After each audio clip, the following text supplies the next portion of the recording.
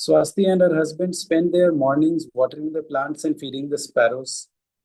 In the afternoon, she embroidered little flowers on the cloth bag she stitched by hand.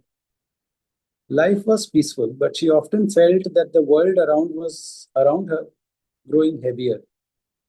Children walking to tuitions with tired eyes, grandparents standing at their gates with no one to talk to, young mothers who looked like they needed someone to ask, "How are you doing today?" And so one evening, moved by a soft stirring in her heart, Swasti placed a warm yellow lamp in her courtyard and set a small wooden board. The wooden board said, "Tea and talk, always open."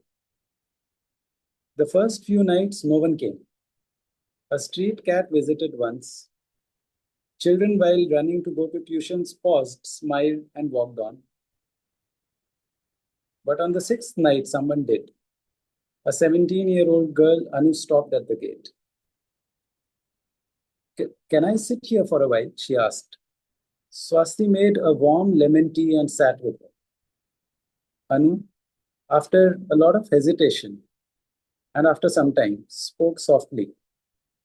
She spoke about a fight at home. She spoke about school feeling too loud. And she spoke about missing her grandmother. Swasti just listened and said, "I'm so glad that you are here." Next day, Anu returned, this time with a friend, Sneha. Then came another college boy who was dealing with exam fear, and then a recently widowed tailor who didn't know how to deal with her loss. And one by one, people quietly came. Slowly, the space started to grow. Someone brought an old charpai. Some children spread floor mats. A neighbor hung a small fairy light on the neem branches, and a watchman donated another flask for the tea. The courtyard slowly started turning into a small learning space, not just filled with books, but with listening, warmth, stories, and kindness. Children sometimes stopped there to do their homework. A retired teacher sometimes came to help them. A young mother brought picture books for the little ones. A carpenter repaired a broken bench without asking for money, and later taught children how to make small chairs for themselves. Nothing in this place was meticulously planned. It simply grew, like plants finding sunlight on their own. When electricity was not there, people brought candles. Children, parents, neighbors, wrapped in shawls, in winter gathered in dark. Someone brought warm milk. "This place feels like home," someone whispered. Rainy nights brought umbrellas clustered like wildflowers. Children painted the walls. Teenagers helped younger children. Parents came and taught small skills. People from different backgrounds sat together without any hesitation.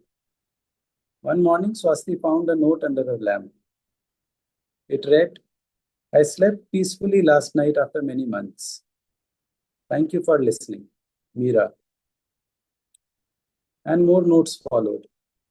"Today, I spoke without fear. Thank you, Akka. My daughter smiled again and is going happily to school. I have found hope here."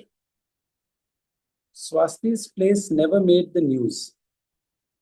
It did not go viral, but it traveled. Somewhere near to her house, a mechanic opened his garage to teach children about engines. A retired Air Force officer started a library at his home. It's been 4 years since, and even now, every night, Swasti lights her lamp because sometimes changing the world doesn't look like a movement at all. Sometimes it's just a warm light, a tea kettle, a place to cry without shame, and the belief that healing begins with a door left open and one woman who knew that it was enough.